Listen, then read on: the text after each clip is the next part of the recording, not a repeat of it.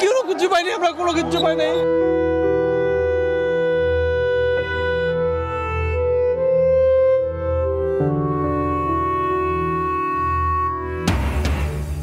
কাজে গিয়ে আর ফেরা হলো না। মিরপুরে কারখানা ও কেমিক্যাল গোডাউনে আগুনে নিহত বেড়ে 16।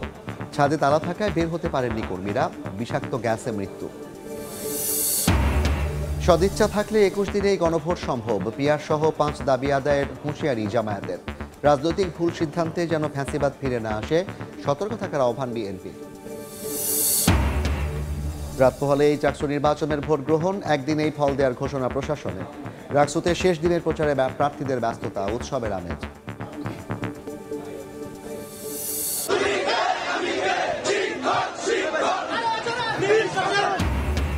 এমপি ও শিক্ষকদের সচিবালয় অভিমুখে লং মার্চ আটকে দিল পুলিশ।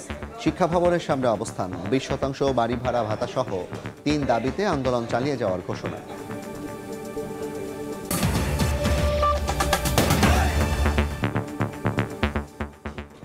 জনপথে সময়ের সঙ্গে আছি আমি জাফর সাদিক।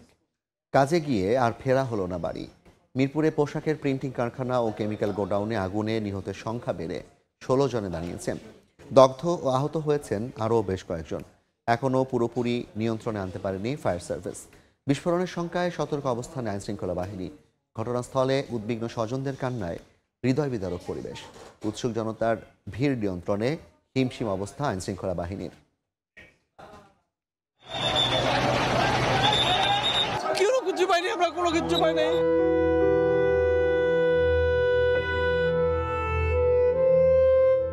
মিরপুরের আলম কেমিক্যাল গোডাউন এবং আশেপাশের পোশাক কারখানা কর্মীদের সন্ধানে স্বজনদের আর্তনাতে ভারী পরিবেশ। আগুন লাগার 6 ঘন্টা পেরিয়ে গেলেও প্রিয়জনদের সন্ধান মেলেনি। নিখোঁজদের খুঁজতে আশপাশের হাসপাতাল, এমনকি ঢাকা মেডিকেল ঘুরেও মেলেনি কোনো হদিস। সন্তান, ভাই কিংবা স্বামীকে না পেয়ে কান্নায় ভেঙে পড়েন স্বজনরা। 7:40 আমরা তো কথা হয়েছে, আমি খাওয়াটা দিলাম। এই যে সকাল 10:30 বাজে আগুন লাগছে, এরপর থেকে আর নিখোঁজ পাইলাম না। ছেলের বউ, আমাদের আর একটা বাগনা বউ, 3জন লোক থেকে একজনেরও কোনো খোঁজ খবর নেই। আমি 11:30 বাজে ফোন দিয়েছি, আগুন করে চিল্লাইছে, এটুকুই আমি শুনছি। শুনে ফোন কাইটটা ফোন দিয়েছি, তারপর আর ফোন রিসিভ করে নাই। কেমিক্যাল তো বিস্ফোরণ অনেক জোরে হয়েছে, মনে করেন উপরে টিন ছিল, টিন ওইরা পড়ে গেছে।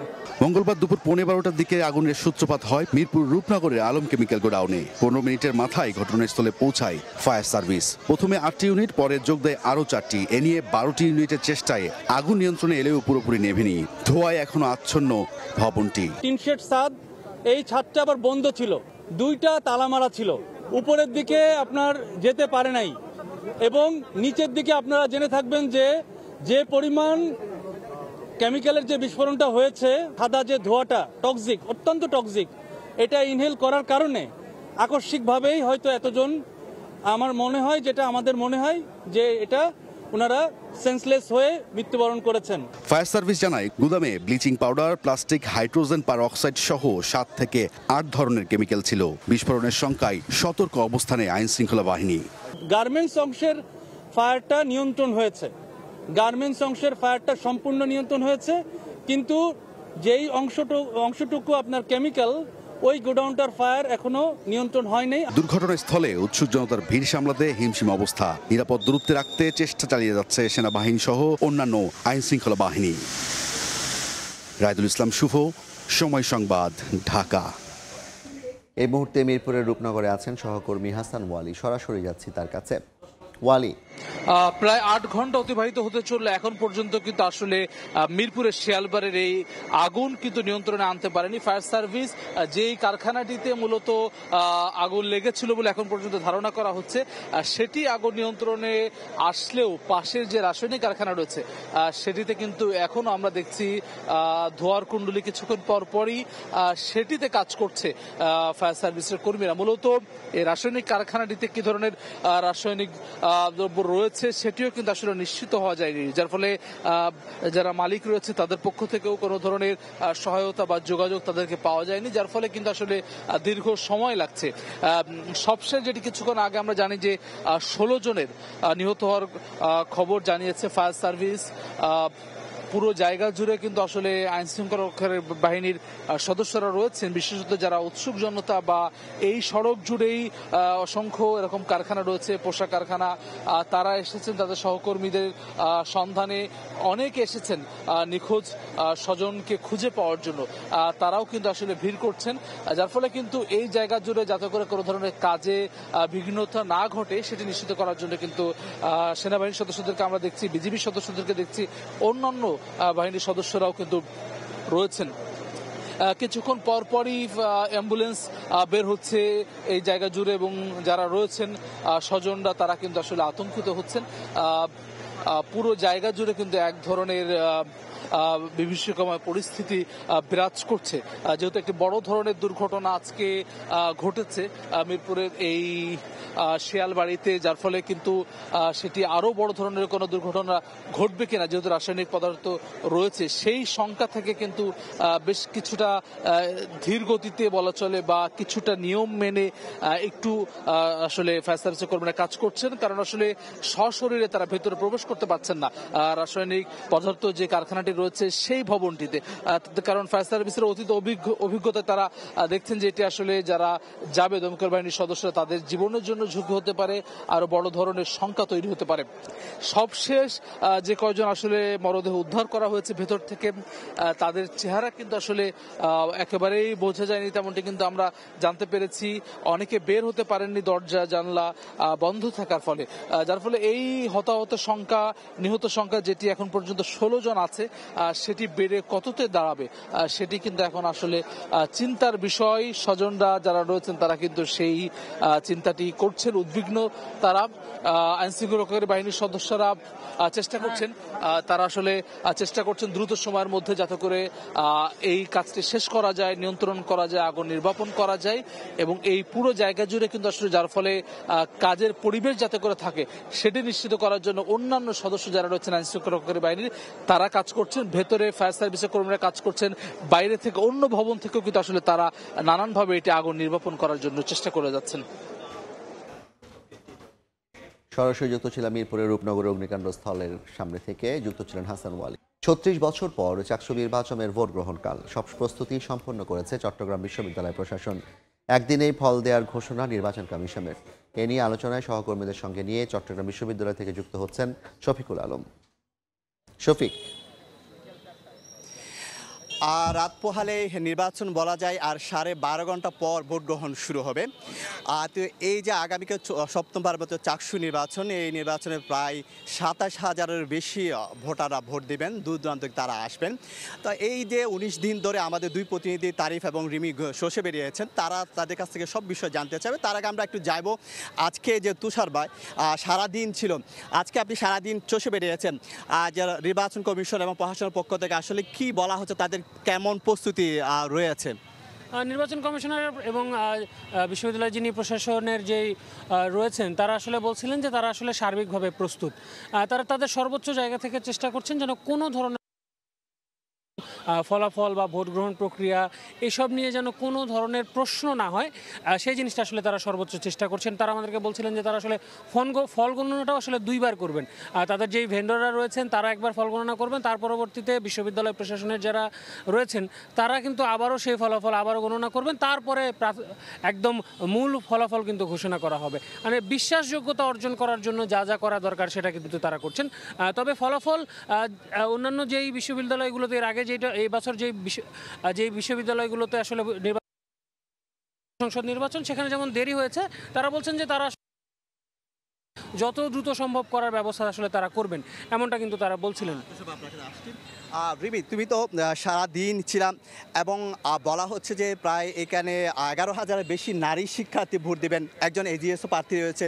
সেক্ষেত্রে ভোটের ফলাফল পাল্টে দেওয়ার ক্ষেত্রে নারীদের ভোটের ফ্যাক্ট হতে পারে কিনা, কি মনে হয় এই 20 দিনের অভিজ্ঞতায় শিক্ষার্থীরা কি বলছে, ভোটাররা কি বলছে? আচ্ছা, এখানে কিন্তু এই যে ২৭,০০০ ভোটারের মধ্যে ১১,০০০ কিন্তু নারী ভোটার। তো এই যে নারী ভোটাররা, এই নারী ভোটারদের কথায় পরে আসি। এই বিশ্ববিদ্যালয়টি আসলে বাংলাদেশে এমন একটি বিশ্ববিদ্যালয় যেটি শহর থেকে ২৪ কিলোমিটার দূরে। তো এখানকার শিক্ষার্থীদেরকে যে তারা যে নিজেদের সমস্যা নিয়ে কথা বলবে, সেটির আগে তাদেরকে আসলে এই যে পরিবহনের জন্য দৌড়াদৌড়ি করতে হয়, শাটল ধরার জন্য তাদেরকে ছুটে বেড়াতে হয়। তো তারা ওই সময়টা পায় না যে তারা তাদের সমস্যা নিয়ে কথা বলবে বা ভাববে। কিন্তু এই চাকসু নির্বাচনকে কেন্দ্র করে নারী যে ভোটাররা রয়েছেন বা আরও যারা আছেন, সবাই কিন্তু এখন নিজেদের সমস্যাগুলো নিয়ে আবার চিন্তা করছেন। কারণ প্রার্থীদের ইশতেহার তাদেরকে কিন্তু তাদের সমস্যাগুলো আবার চিহ্নিত করতে সাহায্য করছেন। তো এই ক্ষেত্রে নারী ভোটাররা অবশ্যই প্রার্থীদের সেই ইশতেহারগুলোকে বিবেচনা করছেন, যেগুলোকে তারা রিলেট করতে পারছেন এবং তাদের চাহিদাকে পূরণ করতে পারবে। তো এই ক্ষেত্রে নারী ভোটারদের যে ভোট, সেটি কিন্তু গেম চেঞ্জার হিসেবে কাজ করতে পারে। একটা প্রশ্ন রয়েছে, ৯০০ মতো প্রার্থী রয়েছে, সেক্ষেত্রে মাত্র ৪৭ জন নারী প্রার্থী। সেক্ষেত্রে আসলে নারীরা কি বলছে, তাদের প্রার্থীরা তারা প্রতিদ্বন্দ্বিতায় পিছিয়ে আছে কিনা, কি বলা হচ্ছে আসলে? আচ্ছা, এখানে হচ্ছে ৯০৮ জন যে প্রার্থী সব মিলে, তার মধ্যে ৪১৫ জন হচ্ছে কেন্দ্রীয়তে।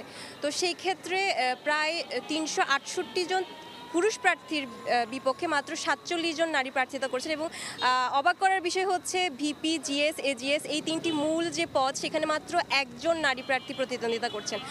আমরা তাদের কাছে জিজ্ঞেস করেছিলাম যে এই নারী প্রার্থিতার কম হয়ে যাওয়ার বিষয়টি আসলে কি। তারা বলছিলেন যে তারা চিন্তা করছেন এই যে সাইবার বুলিং বা স্লাট শেমিং এর শিকার তারা হতে পারেন, সেই জন্যই আসলে তারা সাহসটা করতে পারেন। আপনার কাছে আবার আসছি, আমাদের তারিফ রয়েছে, তারিফেও এই যে ১৯ দিন ধরে প্রচারণা রয়েছে, বলা হচ্ছে একজন ভোটারকে ৪০টা ভোট দিতে হবে। সেক্ষেত্রে হল চাকসুর ভোট এবং হল নির্বাচনের সংসদের ভোট, সেক্ষেত্রে ভোটাররা কোনো বিভ্রান্তকর অবস্থা পড়ে যাবে কিনা, ৪০টা ভোট একজনকে দিতে হবে। আসলে চাকসুতে হচ্ছে 4টি ব্যালট পেপার থাকবে এবং হল সংসদের জন্য থাকবে হচ্ছে আপনার 1টি। তো এখানে প্রার্থীদেরকে টোটাল ভোট দিতে হবে 40টি এবং বৃত্ত ভরাট করে দিতে হবে। সেক্ষেত্রে নির্বাচন কমিশন জানিয়েছে তারা আসলে বেশ কয়েকটা ট্রায়াল দিয়েছে। আসলে নির্বাচনে যে 10 মিনিট তাদেরকে সময় দেওয়া হয়েছে, সেই সময়ের মধ্যে আসলে এই যে আপনার যেই সময়সীমাটা দেওয়া হয়েছে যে 10 মিনিটের মধ্যে আসলে ভোট শেষ করতে হবে, এবং তারা দেখেছেন যে 8 মিনিটের মধ্যেই আসলে যদি রিল্যাক্সেও তারা ভোট দেন, 8 মিনিটের মধ্যেই আসলে যে 4টা হচ্ছে কেন্দ্রীয় সংসদের এবং একটা হল সংসদের, এই যে মোট 40টা ভোট বৃত্ত ভরাট করে তারা শেষ করতে পারবেন। এছাড়া আমরা দেখেছি যে পুরো প্রক্রিয়াটা আসলে যাতে স্বচ্ছ রাখা হয়, সেজন্য দুইভাবে আসলে গণনা করে ফলাফলটা ঘোষণা করা হবে। এছাড়া একটি বিষয় আমাদেরকে, যেমন আমরা দেখতে পাচ্ছি যে প্রার্থী এবং শিক্ষার্থী সবারই একটা মানে নির্বাচন কমিশনের কাছে একটা প্রত্যাশা ছিল আসলে যে বিশাল সংখ্যক শিক্ষার্থী আসলে ক্যাম্পাসে বাহিরে থাকেন, অর্থাৎ শহরে। তো ধন্যবাদ। আমি একটু তুষারের কাছে যাই। নির্বাচন কমিশন আজকে আসলে তাদের কি বলছিল আসলে আজকের এই ভোট নিয়ে? তারা বিভিন্ন কমেন্ট করেছে এবং নিরাপত্তার একটা বিষয় আছে, কি বলা আছে নিরাপত্তার বিষয়ে, আইন শৃঙ্খলা বিষয়ে কি বলা আছে? নিরাপত্তার ব্যাপারে তারা বলছিলেন যে তারা আসলে 5 স্তরের নিরাপত্তা ব্যবস্থা জোরদার করেছেন। সেখানে তারা সিসিটিভি ক্যামেরার কথা বলছেন এবং গোপন কক্ষ ছাড়া আসলে প্রতিটা জায়গায় সিসিটিভি ক্যামেরা থাকবে এবং বিভিন্ন জায়গায় এলইডি স্ক্রিনের মাধ্যমে সেগুলো আসলে প্রতিটি হলে হলে আর যে যারা শিক্ষার্থীরা রয়েছেন তারা যেন সেগুলো দেখতে পারেন। মানে স্বচ্ছতা, আমি যেমনটা বলছিলাম শুরুতে, যে তারা আসলে স্বচ্ছতার জায়গাটা সর্বোচ্চ নিশ্চিত করার তারা চেষ্টা করছেন। এবং তারা বলছিলেন যে তারা যেন কোনো অপ্রীতিকর ঘটনা না ঘটে, প্রতিটি হলে তারা কিন্তু নির্বাহী ম্যাজিস্ট্রেটের ব্যবস্থা রেখেছেন। আপনার কাছে আসছি, তাই তোমার কাছে আরেকটি প্রশ্ন রয়েছে। বলা হচ্ছে চট্টগ্রাম শহর থেকে 22 কিলোমিটার দূরে, ক্যাম্পাস থেকে শহর থেকে 22 কিলোমিটার দূরে, সেক্ষেত্রে 23% শিক্ষার্থী এখানে থাকতে পারে, বড় অংশ বাইরে। সেক্ষেত্রে ঢাকার মতো 70% ভোট পড়বে কিনা, অনেকে বলা হচ্ছে 50% ভোট পড়বে না, কি মনে হয়? এবং পরিবহনের কি ব্যবস্থা রাখা হয়েছে? ধন্যবাদ আপনাকে। আমরা যেই বিষয়টা আসলে বারবারই প্রশাসনের কাছ থেকে জানতে চেয়েছে শিক্ষার্থী প্রার্থীরা, যে আসলে বিশাল সংখ্যক প্রায় 15,000 শিক্ষার্থী আসলে ক্যাম্পাসের বাইরে অবস্থান করেন। তো বিশাল সংখ্যক একজন ভোটারদেরকে আসলে ক্যাম্পাসে আনা, তারা আসলে ভোট দিতে আসবেন কিনা, এই বিষয়টা নিয়ে একটা কনসার্ন ছিল। তো সেই ক্ষেত্রে আমাদের নির্বাচন কমিশন জানিয়েছে ইতিমধ্যে শাটলের শিডিউল 2টি বাড়ানো হয়েছে। এছাড়া শহরের বিভিন্ন পয়েন্ট থেকে 15টি বাসের ব্যবস্থা করা হয়েছে। এছাড়াও শিক্ষার্থীরা আরও নিজস্ব পরিবহনেও আসতে পারবে। তো আমাদেরকে নির্বাচন কমিশন জানিয়েছে যে সর্বোচ্চ সংখ্যক প্রার্থী যাতে নিশ্চিত করে হচ্ছে তাদের মেন প্রায়োরিটির মধ্যে রয়েছে, আমাদেরকে এটি তারা জানিয়েছেন। রিনি, এখন যেটি বলতে চাই সেটি হচ্ছে 19 দিন ধরে ছিল, এখানকার উৎসব উদ্দীপনার মধ্যে নির্বাচন হবে। সব কিছু মিলিয়ে ভোটারদের কি চাওয়া পাওয়া, তারা কোন প্রার্থীকে আগামীকাল ভোট দিবে, কাদেরকে ভোট দিও মনে হচ্ছে, কোন ইশতেহারের প্রেক্ষাপটে তারা ভোট দিবে, কাদেরকে দিব মনে হচ্ছে? আমরা একটি কথা বলি, হয়তো এখানে ছাত্রদের এবং ছাত্রশিবির দুটি প্যানেল আছে, তার বাইরে গিয়ে অন্যরা কীরকম ভোট পেতে পারে? আচ্ছা, এখানে একটি মিশ্র প্রতিক্রিয়া আমরা দেখেছি ভোটারদের মধ্যে। যেমনটি আমি আগেই বলেছি যে শহর এবং ক্যাম্পাস একটু দূরে হওয়ার কারণে এখানকার বেশিরভাগ শিক্ষার্থী কিন্তু শহরে অবস্থান করছে, কিন্তু এখানে কিন্তু প্রচারণারও একটা ব্যবধান রয়ে গিয়েছে যে শহরে সবার কাছে তারা পৌঁছাতে পারেনি। যেমনটি ভোটাররা বলছিলেন যে অনেক প্রার্থী কিন্তু তাদের কাছে পৌঁছাতে পারেনি। এবং তারা আরেকটি বিষয় বলছেন যে ইশতেহারে অনেক কিছুই আছে, কিন্তু একটা প্রবাদ আছে যে যে যায় লঙ্কায় সে হয় রাবণ। তো ওনারা এই ব্যাপারটাই ভয় পাচ্ছেন যে ইশতেহারে অনেক কিছুই লিখছেন, এটা আদৌ তারা প্রতিফলিত করতে পারবেন কিনা কিংবা সেটা ফুলফিল করতে পারবেন কিনা সেইটা চিন্তা করেই তারা ভোট দিবেন। কিন্তু এক্ষেত্রে আরেকটি বিষয় তারা লক্ষ্য রাখছেন যে যেই মুখগুলো পরিচিত, মানে আগে বিভিন্ন আন্দোলন কিংবা সংগ্রামে যাদেরকে দেখা গিয়েছে, বিভিন্ন সোশ্যাল ওয়ার্কে অ্যাক্টিভিটিসে তাদেরকে দেখা গিয়েছে, তাদেরকে তারা এক্ষেত্রে বেশি বিবেচনায় রাখছেন। একটি তথ্য জানিয়ে রাখি, এই যে 27,000 ভোট দেবে, এখানে 15 হবে 700 ভোট থাকবে, এবং এখানকার যেই শিক্ষার্থীদের যে 13টির মতো প্যানেল রয়েছে, 13টি প্যানেল রয়েছে, এবং 24 জন বিপি প্রার্থী রয়েছে, 22 জন জিএস রয়েছে, এজিএস রয়েছে 21 জন। এই যে 908 জনের মতো যে প্রার্থী রয়েছে। আরেকটি বিষয় জানিয়ে রাখি, এই যে ক্যাম্পাসের জন্য কি নিরাপত্তার বিষয় 2000-এর বেশি আইন শৃঙ্খলা রক্ষা বাহিনী এখানে রাখা হয়েছে, এবং প্রায় প্রতি ভবনে 1জন করে ম্যাজিস্ট্রেট থাকবে, এবং 4 জন ভ্রাম্যমাণ আদালত থাকবে এইগুলোর দেখাশোনার জন্য। আরেকটা বিষয় যেহেতু গুরুত্বপূর্ণ, ভোটাররা কিন্তু এখানে চাইলে গাড়ি ব্যবহার করতে হবে, তাদেরকে এখানে আসতে হলে কার্ড ব্যবহার করতে হবে। পাশাপাশি যাদের কার্ড থাকবে না, তারা যে ভর্তি যে রিসিপ্ট সেটি নিয়ে আসবে। এবং এখানে শুধু এখানে যে আসার জন্য মিডিয়া কর্মীরা, আইন শৃঙ্খলা বাহিনী এবং নির্বাচন সংশ্লিষ্ট ব্যক্তিরাই কিন্তু গাড়ি ব্যবহার করতে পারবে, আর কেউ ব্যবহার করতে পারবে না। আগামীকাল আর 12 ঘন্টা পরে কিন্তু চাকসুর 7ম যে চাকসু নির্বাচন হচ্ছে সেটির ভোট শুরু হবে, সেই অপেক্ষায় আমরা রইলাম। এই ছিল আমার কাছে চাকসু নির্বাচন সর্বশেষ তথ্য। সরাসরি যুক্ত ছিলাম চট্টগ্রাম বিশ্ববিদ্যালয়। সদিচ্ছা থাকলে 21 দিনেই গণভোট করা সম্ভব, এমন মন্তব্য করেছেন জামায়াত ইসলামের নায়েবে আমির সৈয়দ আব্দুল্লাহ মোহাম্মদ তাহের। পিয়ার সহ 5 দাবি আদায়ে রাজপথে কঠোর আন্দোলনের হুঁশিয়ারি দিয়েছেন তিনি। কয়েকজন উপদেষ্টার বিরুদ্ধে একটি রাজনৈতিক দলকে বিশেষ সুবিধা দেওয়ার অভিযোগ তার। এদিকে একই দাবিতে মানববন্ধন করেছে আরও কয়েকটি ইসলামী দল। পিয়ার পদ্ধতিতে নির্বাচন, জুলাই সনদ বাস্তবায়নে গণভোট সহ 5 দফা দাবিতে বেশ কিছুদিন ধরেই মাঠে জামায়াত ইসলামী। আমাদের দাবি পরিষ্কার। মঙ্গলবার সকালে রাজধানীর মৎস্য ভবনের সামনে মানববন্ধন করে জামায়াত ইসলামী ঢাকা মহানগর দক্ষিণ। কর্মসূচিতে জামায়াতের নায়েবে আমির সৈয়দ আব্দুল্লাহ মোহাম্মদ তাহের অভিযোগ করেন, একটি গোষ্ঠী ক্ষমতায় না গিয়ে ক্ষমতা ব্যবহার শুরু করেছে। সরকারের পাশে থেকে যেসব উপদেষ্টা ষড়যন্ত্রে লিপ্ত, তাদের অপসারণের দাবি জানান তিনি। আমরা তো তাওয়া গরম করতেছি, এই যে চুলাতে আগুন দিতেছি তো তাওয়া বসাইয়া, আজকের এটাতে কিছু গরম হতেছে না। এখন যে ষড়যন্ত্র চলছে, মাননীয় প্রধান উপদেষ্টা আপনি এটা ঠেকান, আপনি এখানে মনোযোগ দেন, আপনি যাদের উপর দায়িত্ব দেন তারা দায়িত্ব সঠিক পালন করছে না। মেজরিটি পিপল বাংলাদেশের পিয়ার চায়, তার বাস্তবায়নের পদ্ধতি নিয়ে আমাদের সাথে আলোচনা করার আহ্বান জানাচ্ছে। এদিকে জুলাই সনদের আইনি ভিত্তি, পিয়ার পদ্ধতি, জাতীয় নির্বাচনে লেভেল প্লেয়িং ফিল্ড সহ 14 দল ও জাতীয় পার্টির নিষিদ্ধের দাবিতে মতিঝিলের শাপলা চত্বরে মানববন্ধন করে ইসলামী আন্দোলন বাংলাদেশ। অন্তত নির্বাচনের আগে গণভোটের মাধ্যমে এই জুলাই সনদের আইনি ভিত্তি দিতে হবে। আমাদের দাবিগুলো সহজ কথায় যদি মেনে না নেন, এই সরকারও কিন্তু টিকতে পারবে না। পল্টন মোড়ে খেলাফত মজলিসের মানববন্ধনে দলটির মহাসচিব আহমেদ আব্দুল কাদের বলেন, নির্বাচন নিয়ে কোনো ষড়যন্ত্র করা হলে তা জনগণ মেনে নেবে না। আগামী 17 তারিখে আশা করা হচ্ছে সবাই সাইন করবে। সাইন করার দিন থেকে শুরু করে 1.5 মাসের মধ্যে ব্যবস্থা করতে হবে। গণভোটের মাধ্যমে জুলাই সনদ আইনি ভিত্তি দিয়ে নির্বাচনের উপযুক্ত পরিবেশ সৃষ্টি করার আহ্বান দলগুলোর। কামরুল হাসান, সময় সংবাদ, ঢাকা। দেখছেন জনপদের সময়। ওয়ার্ল্ড ক্লাস টেকনোলজি দ্বারা তৈরি এক্সপার্ট ওয়াটার পাম্প, পানির সমস্যায় এক্সপার্ট সমাধান। রাজনৈতিক ভুল সিদ্ধান্তে যেন ফ্যাসিবাদ ফিরে না আসে সে বিষয়ে সতর্ক থাকার আহ্বান জানিয়েছেন বিএনপি মহাসচিব মির্জা ফখরুল ইসলাম আলমগীর। তিনি বলেন, ঐকমত্য কমিশনে যেসব বিষয়ে দলগুলো একমত হয়েছে সেগুলো নিয়ে গণভোট হতে পারে আগামী ফেব্রুয়ারির জাতীয় নির্বাচনের। তিনি বলেন, ত্রয়োদশ সংসদ ভোটে নির্ধারিত হবে দেশের রাজনৈতিক অর্থনৈতিক ভবিষ্যৎ।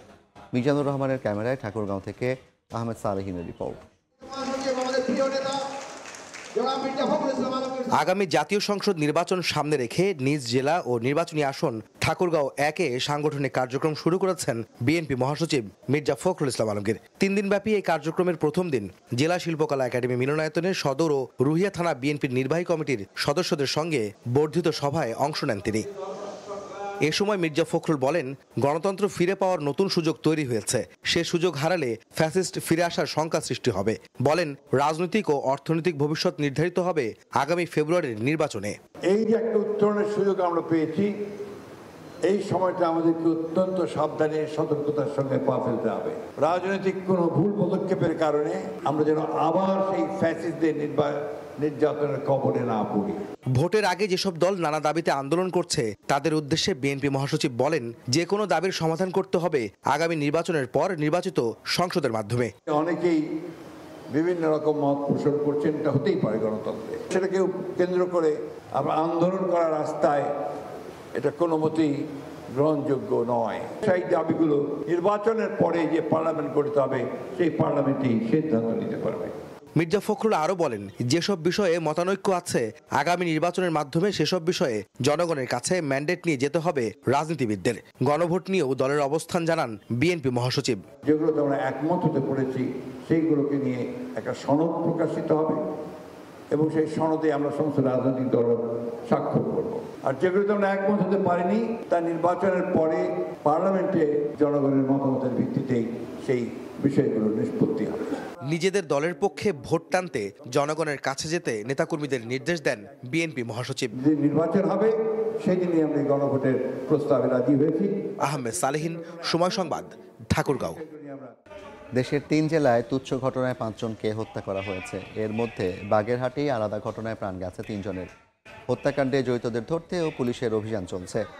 2 বিয়ের কারণে বাগেরহাটের কচুয়ার শিবপুর গ্রামের জাহিদুল ইসলাম মিন্টুর পরিবারে ঝগড়া বিবাদ লেগেই থাকত। এরই জেরে সোমবার রাতে বড় স্ত্রীর সঙ্গে মিন্টুর পারিবারিক কলহ দেখা দেয়।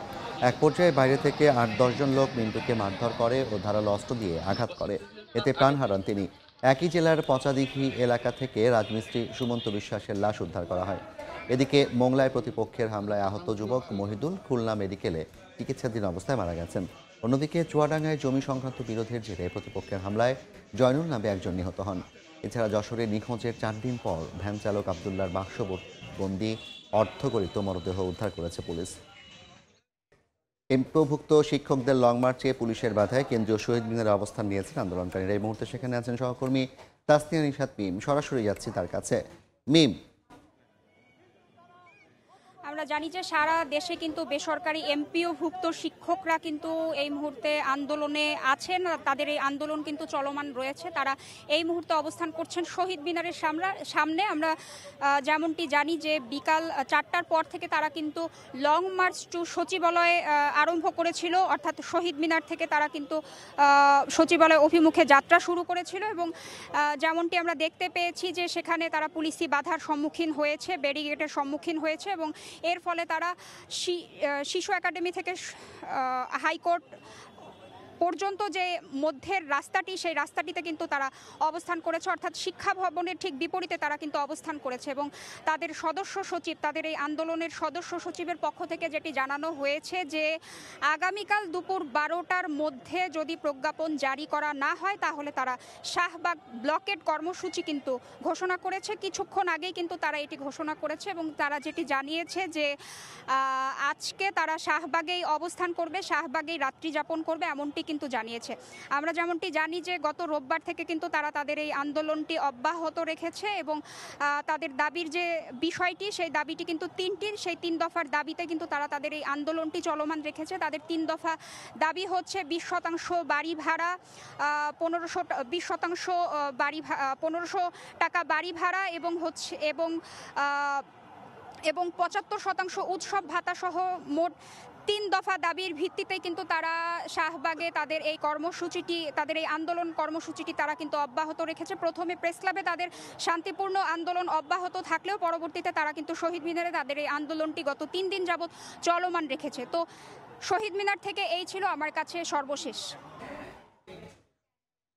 সরাসরি যুক্ত ছিলাম শহীদ মিনার প্রাঙ্গণ থেকে। হবিগঞ্জ পৌর জামায়াত নেতা মহিবুর রহমান চৌধুরী হত্যা মামলায় একজনের আমৃত্যু এবং 13 জনের যাবজ্জীবন কারাদণ্ডাদেশ দিয়েছেন আদালত। দুপুরে জেলার অতিরিক্ত জেলা ও দায়রা জজ আদালতের বিচারক সৈয়দ মোহাম্মদ কায়সার মোশাররফ ইউসুফ এই আদেশ দেন। রায় ঘোষণার পর আদালতে বাদী ও আসামি পক্ষের মধ্যে হট্টগোল হয়। মামলার বিবরণে জানা যায়, জমি সংক্রান্ত বিরোধের জেরে 2013 সালের 17 জুন মহিবুর রহমানকে কুপিয়ে হত্যা করে দুর্বৃত্তরা। এই ঘটনায় নিহতের বড় ভাই 23 জনের বিরুদ্ধে হত্যা মামলা করেন। 2015 সালে সব আসামির বিরুদ্ধে আদালতে চার্জশিট দেওয়া হয়। দীর্ঘ বিচারিক প্রক্রিয়া শেষে 13 জনকে যাবজ্জীবন ও একজনকে আমৃত্যু কারাদণ্ডাদেশ দেন আদালত। মামলা চলাকালে 3 আসামি মারা যাওয়ায় তাদের অব্যাহতি দেওয়া হয়। এই ছিল জনপদের সময়। এরপর রাতের সময় নিয়ে সঙ্গে থাকবেন ইমদাদ। জাফর, আপনাকে ধন্যবাদ। রাতের সময় নিয়ে আসছি কিছুক্ষণ পর, সঙ্গে থাকুন সময়।